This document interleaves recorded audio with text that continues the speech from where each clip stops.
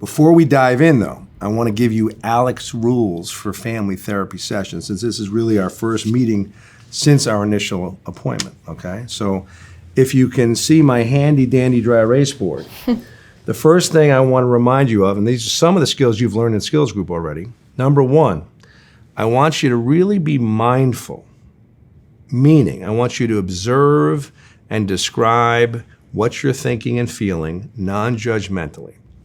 And if you have an urge to interrupt, notice the urge to interrupt, and doesn't mean you have to act on the urge to interrupt, okay? Notice the urge to be critical or judgmental and try to resist the urge and say, I'm feeling X, okay? So let's work on our mindfulness elements that you've learned in DBT already, and we're building up those muscles, so it's okay. If you deviate from this, I'll gently point that out to you as the DBT skills police. Don't worry, I'm here to help. Number two, well, questions about number one? So number two, the give skills you haven't officially learned yet. Those are the interpersonal effectiveness skills and how to keep a good relationship.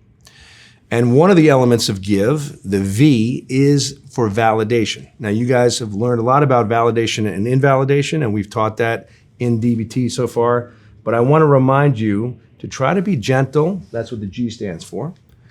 I stands for act interested. Eye contact, listening carefully. V is to validate the other person, like I recognize this is your feeling and I understand how you're thinking about this, even if you disagree. Because remember guys, validation doesn't mean you agree with the person. You mean, I hear Emily, that's how you feel, and you guys could say, and I have a different perspective on it, that's okay.